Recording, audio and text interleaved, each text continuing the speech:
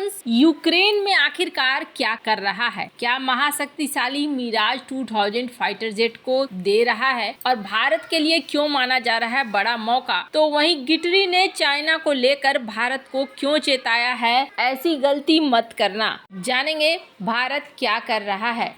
Geopolitics में बहुत कुछ चल रहा है, हमेशा की तरह जानने को मिलेगा बहुत कुछ। आइए जानते हैं इन खबरों को विस्तार से। अमेरिका के बाद अब फ्रांस भी यूक्रेनी वायुसेना को मजबूत करने के लिए एक्शन में आ गया है। फ्रांस ने ऐलान किया है कि वह यूक्रेन को 6 काफी नए माने जाने वाले मिराज 2005 PF-5F विमान देने जा रहा है। फ्रांस का मिराज 2005F देने का फैसला यूक्रेन युद्ध में बड़ा कदम माना जा रहा है। इसकी वजह यह है कि ये विमान अभी फ्रांसीसी वायुसेना में है और शुरू में इसको साल 2029 तक बनाए रखने का प्लान था। फ्रांस के राष्ट्रपति ने जून 2024 में इन विमानों को देने का ऐलान किया था। इस विमान को अभी अपग्रेड किया जा रहा है और इसमें हवा से जमीन पर हमला करने के लिए कई तरह के आधुनिक हथियार लगे हुए हैं। माना जा रहा है कि साल 2025 के पहले 6 महीने में मिराज विमान यूक्रेन पहुंच सकते हैं। फ्रांस के इस ऐलान से भारत के लिए बड़ा मौका हाथ लगा है, जो मिराज विमानों को दशकों से इस्तेमाल कर रहा है। दरअसल फ्रांस 20 पुराने मिराज 2005F फाइटर जेट हैं, जिसमें से वह केवल 6 ही यूक्रेन को दे रहा है। बाकी 14 मिराज विमान भारत की वायुसेना की ताकत को बढ़ा सकते। भारत अपने लगातार कम होते विमानों के बेड़े को मजबूत करने के लिए मिराज की संख्या बढ़ाने पर बातचीत कर रहा है। भारत कई दशक से इन मिराज विमानों को उड़ा रहा है और इनकी टेक्नोलॉजी क्षमता पर आज भी भरोसा करता है। इससे पहले रिपोर्ट आई थी कि भारत कतर से 12 मिराज विमान खरीदने के लिए बातचीत कर रहा है। अब फ्रांस के 14 मिराज विमान भारत के लिए उपलब्धता के मौके बढ़ा रहे हैं। मिराज 2000 विमान भारतीय वायुसेना की जान है। ये विमान लक्ष्य पर सटीक हमला करने और हवा में अपना दबदबा कायम करने में माहिर है। भारत अगर फ्रांस से नए मिराज 2000 फाइटर जेट खरीदता है तो इससे न केवल विमानों की संख्या बढ़ेगी, बल्कि उन्हें आसानी से वायुसेना में शामिल भी किया जा सकेगा। हालांकि यह सब कुछ निर्भर करेगा कि क्या फ्रांस की सरकार भारत को मिराज 2000 बेचना चाहती है या नहीं। हालांकि भारत और फ्रांस के बीच बहुत करीबी संबंधों को देखते हुए ये संभव भी हो सकता है। भारत ने हाल ही में फ्रांस के साथ राफेल विमानों की बड़ी डील की है। मिराज और राफेल की जुगलबंदी अभी भारत में कई साल तक देखने को मिल सकती है। मिराज 2005F एक सुपरसोनिक फाइटर जेट है, जो खास तौर पर एयर डिफेंस के लिए बनाया गया था। इसे साल 1999 में सेवा में शामिल किया गया था। यह विमान फ्रांस की वायुसेना में रहने के दौरान क्षेत्रीय सुरक्षा से लेकर परमाणु छापेमारी के दौरान सुरक्षा मुहैया करा चुकी है। वे विमान RDY रेडार और मैका मिसाइल से लैस है। इसका कॉकपिट काफी आधुनिक है। इसमें 5 डिजिटल स्क्रीन लगे हुए हैं। भारतीय वायुसेना का Mirage 2000 fighter jet air defence के साथ साथ परमाणु बम गिराने के लिए सक्षम बनाया गया है। यह दशकों से परमाणु प्रतिरोधक क्षमता का हिस्सा है। मिराज विमान एक बार में 20 किलोटन का एक परमाणु बम ले जाने में सक्षम है। यह हिरोशिमा में गिराए गए परमाणु बम से भी ज्यादा शक्तिशाली होगा। जहां पर गिरेगा वहां तबाही मचा देगा। अब भारत में राफेल के आने के बाद ये उम्मीद जताई जा रही है कि परमाणु बम गिराने की जिम्मेदारी राफेल को दी जा सके। इससे भारत का न्यूक्लियर ट्रायड बना रहेगा। भारतीय वायुसेना में मिराज विमान अभी साल 2035 तक बने रहेंगे। ऐसे में अगर फ्रांस में नए मिराज फाइटर मिलते हैं तो इससे न केवल संख्या बढ़ेगी, बल्कि कल पुर्जे भी मिल सकते हैं। खैर, अब फ्रांस के साथ भारत क्या डील करता है वो तो आने वाले समय में पता चलेगा, पर चाइना को लेकर एक चेतावनी दी गई है भारत को।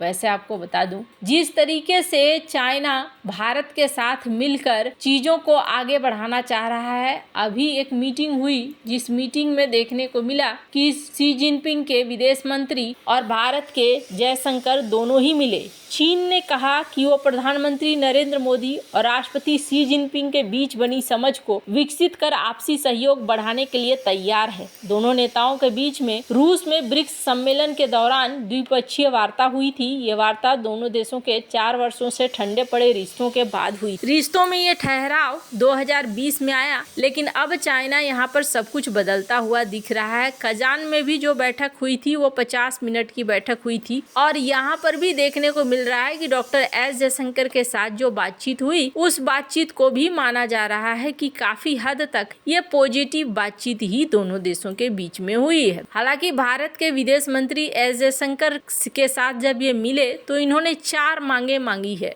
और इसमें देखने को मिला कि चीन ने फ्लाइट बहाली की बात करी है। एस जयशंकर ने एक्स पर तस्वीरें भी शेयर करी। डॉक्टर एस जयशंकर के साथ मुलाकात के बाद चीनी विदेश मंत्री ने बताया कि उन्होंने भारतीय विदेश मंत्री के साथ बैठक के दौरान कुछ मुद्दे रखे हैं। चीन की ओर से खास तौर से 4 बातों पर जोर दिया गया। इनमें चीन और भारत के बीच सीधी फ्लाइट फिर से शुरू करने, पत्रकारों के लिए एक दूसरे के देश में आसानी से जाने के लिए वीजा सुविधा बेहतर करना शामिल था। चीन के विदेश मंत्रालय ने कहा कि वांग ने जयशंकर के साथ बातचीत में दोनों के बीच एक मुद्दे आपसी विश्वास बढ़ाते और संदेह कम करने की आवश्यकता पर भी जोर दिया है। यहाँ पर देखने को मिल रहा है चाइना बहुत ही ज्यादा आक्रामक मोड में है, लेकिन इस बार दूसरी तरीके से। किस तरीके से? वो चाह रहा है कि हर हाल में उसके लिए ये साल बेकार न जाए और उसे इकोनॉमी में मदद मिले। भारत के साथ दोस्ती के रिश्ते बढ़ाने का 2 मकसद था। पहला मकसद था इंडो पैसिफिक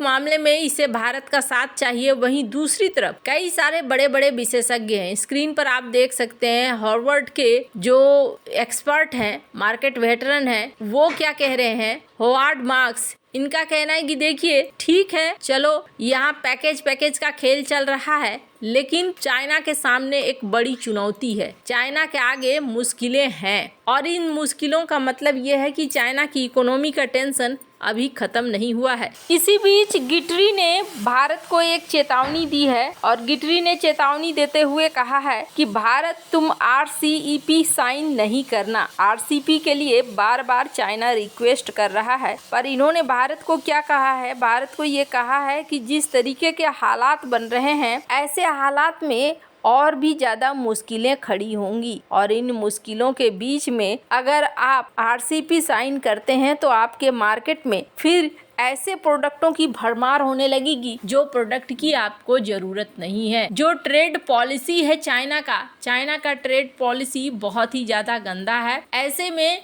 आप उससे जितना ज़्यादा दूरी बनाकर रखेंगे, खास तौर पर इन चीज़ों के लिए, तो उतना बेहतर होगा। दरअसल अभी चाइना क्या चाहता है? अभी चाइना चाहता है कि व्यापार जो है वो उनका तेजी से बढ़े। और बात करें भारत की, बात क्या है? तो भारत अभी थोड़ा सा चाइना के साथ जैसे ही दोस्ती वाली स्थिति हुई है, वैसे ही अमेरिका, ऑस्ट्रेलिया और जापान के साथ मिलकर यहाँ पर ज़्यादा एक्टिव हो रहा है और ये एक्टिव होते हुए अपने आप को मजबूत करने की कोशिश कर रहे हैं। अब जो भी है सीन यहाँ थोड़ा बदलता हुआ दिख रहा है। जिस तरीके से यहाँ पर चाइना और भारत के बीच में दोस्ती हुई है, पर अभी भी भारत को सलाह दिया जा रहा है कि अगर आप ऐसा कुछ भी सोच रहे हैं कि चाइना के साथ व्यापार को बढ़ाना है तो काफी सोच समझ के कीजिएगा, क्योंकि चाइना कहीं आपके मार्केट का फायदा न उठा ले। वैसे आपको क्या लगता है? इन सब मामले में आपकी क्या राय है? कमेंट कर जरूर बताएं। जल्द मिलते हैं अगले वीडियो में नई खबर के साथ।